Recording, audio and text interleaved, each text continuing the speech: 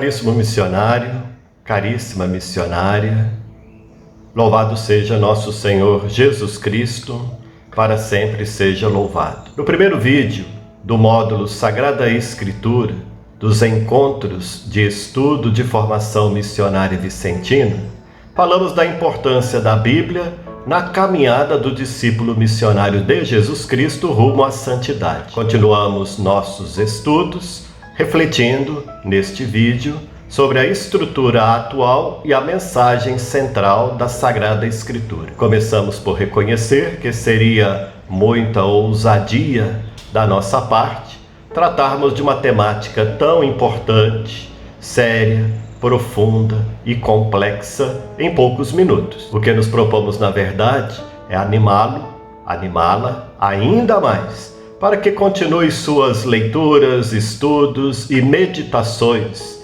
sobre este tema de fundamental importância para a sua vida pessoal e para a evangelização. Você já sabe que a Bíblia é um dos livros mais lidos do mundo. Já foi traduzida em mais de 1.600 línguas diferentes. Antes de você, milhões de pessoas procuraram na Bíblia um sentido para a sua vida e o encontraram. Aliás, não se trata de um livro, mas de uma verdadeira biblioteca, composta por 73 livros, sendo 46 do Antigo, ou Primeiro Testamento, como dizem alguns, e 27 do Novo, ou Segundo Testamento. Existe uma diferença de 7 livros entre a Bíblia católica e a Bíblia evangélica. Esta diferença vem do século III a.C., quando ocorreu a primeira tradução dos textos do hebraico para o grego, na chamada Bíblia Septuaginta ou dos 70. Quais são esses livros?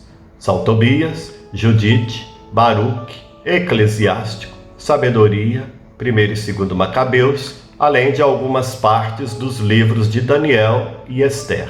Em que língua ou em que línguas foram escritos os livros da Bíblia? A maior parte do Antigo Testamento foi escrita em hebraico, uma pequena parte em aramaico e somente um livro, o da Sabedoria, e todo o Novo Testamento foram escritos em grego. No tempo de Jesus, o povo da Palestina falava o aramaico em casa, usava o hebraico na leitura da Bíblia e o grego era a língua do comércio e da política.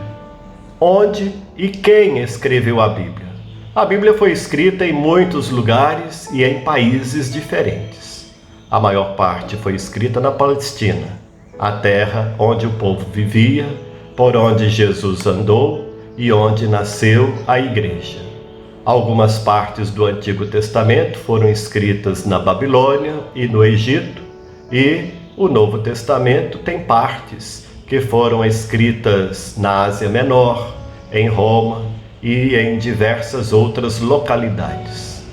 A Bíblia foi escrita por muitas pessoas, jovens, adultos, idosos, mulheres e homens. Mas o autor da Bíblia não é Deus? Como é que um livro que surge da vida e da caminhada do povo pode ser ao mesmo tempo a palavra de Deus? A Constituição Dogmática sobre a Revelação Divina, a Dei Verbo do Concílio Vaticano II, afirma que as coisas reveladas por Deus, que se encontram escritas na Sagrada Escritura, foram inspiradas pelo Espírito Santo. Com efeito, a Santa Mãe Igreja, por fé apostólica, considera como sagrados e canônicos os livros completos, tanto do Antigo como do Novo Testamento, com todas as suas partes, porque escritos sob a inspiração do Espírito Santo, eles têm Deus como autor e, como tais, foram confiados à mesma Igreja. Todavia, para escrever os livros sagrados, Deus escolheu e serviu-se de homens na posse das suas faculdades e capacidades, para que, agindo Deus próprio neles e por meio deles, escrevessem como verdadeiros autores tudo e só aquilo que ele próprio quisesse. Carlos Mesters, um biblista das comunidades populares, conta que um agricultor resumiu a resposta nesta frase: Deus fala misturado nas coisas. Os olhos da gente percebem só as coisas, mas a fé enxerga Deus que aí nos fala. A Bíblia é fruto ao mesmo tempo do céu e da terra, da ação gratuita de Deus e do esforço suado dos homens. Quanto tempo a Bíblia levou para ser escrita? Levou muito tempo, mais de 1200 anos, até chegar à forma que tem hoje. Começou em torno do ano 1000 a.C. e só terminou por volta do ano 200 depois do nascimento de Jesus. Aliás, é muito difícil saber exatamente quando foi que começaram a escrever a Bíblia, pois antes de ser escrita, foi vivida, depois narrada, contada de pai para filho por muitas gerações, no esforço de colocar Deus na vida e na organização do povo. Finalizando esta primeira parte da nossa reflexão de hoje, podemos dizer: a Bíblia nasceu da vontade do povo de ser fiel a Deus e a si mesmo. Nasceu da preocupação de transmitir aos outros e a nós esta mesma vontade de ser fiel. Eles diziam: as coisas do passado aconteceram para servir de exemplo e foram escritas para a nossa instrução, para nós que estamos vivendo neste fim dos tempos. Passamos agora a falar um pouco da mensagem central da Sagrada Escritura. A mensagem que a Bíblia comunica é fruto da longa, única e especial história de um povo que se formou a partir da consciência e da experiência de ter sido escolhido por Deus para ser o seu povo e luz para todos os povos, como lemos no profeta Isaías. É muito pouco se tornar meu servo, só para reerguer as tribos de Jacó, só para trazer de volta os sobreviventes de Israel.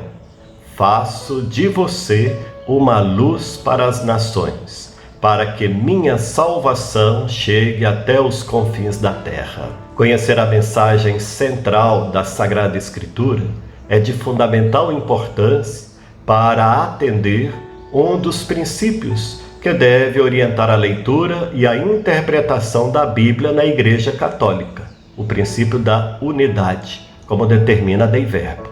A Sagrada Escritura deve ser lida e interpretada com o mesmo espírito com que foi escrita. Não menos atenção se deve dar na investigação do reto sentido dos textos sagrados ao contexto e à unidade de toda a Escritura, além, evidentemente, de se levar em conta a tradição e o magistério da Igreja, que exerce o divino mandato e ministério de guardar e interpretar a palavra de Deus. Mas qual é esta mensagem central?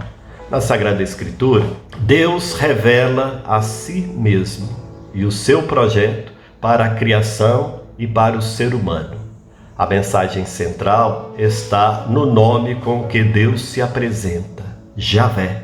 E o sentido, ele mesmo revelou e explicou a seu povo: eu sou aquele que sou.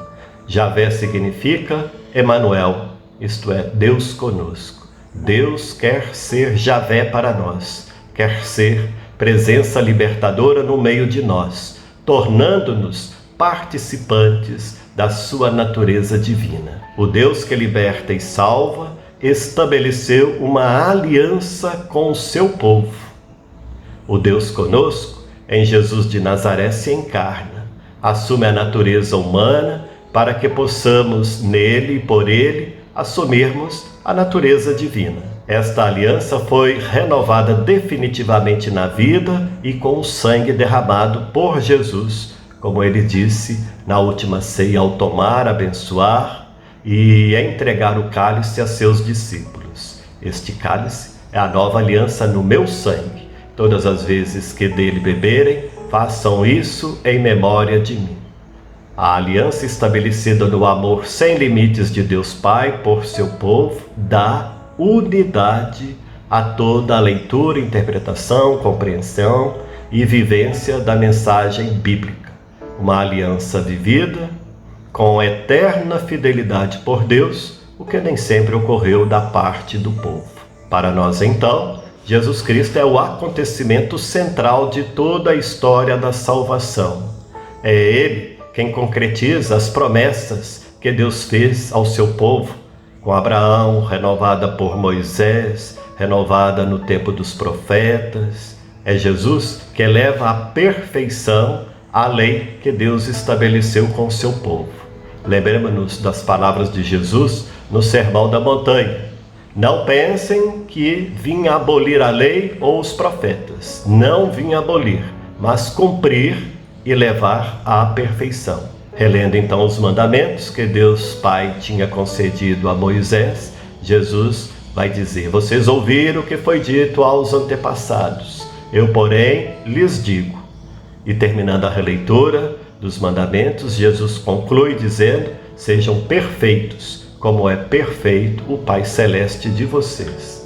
A Bíblia, ao contar a história do povo de Deus, narra como esta aliança que Deus fez com o seu povo foi vivenciada ao longo de quase 2000 anos. Trata-se da história de um povo concreto, um povo de carne e osso, um povo com sonhos e projetos, fracassos e conquistas, fidelidade e infidelidade, uma história condicionada por elementos como o lugar, o tempo, a organização econômica, política, social, cultural, religiosa. Uma história, então, contextualizada, e não a história de um povo abstrato ou fictício. Esta história do povo, ela é inspiradora e necessária para a nossa vida de fé e para o trabalho evangelizador que somos chamados a realizar. Não é possível evangelizar sem a referência ao texto bíblico. Convido você a ler esta história na Bíblia, auxiliado por um guia, por um livro que possa lhe auxiliar, que possa ajudar.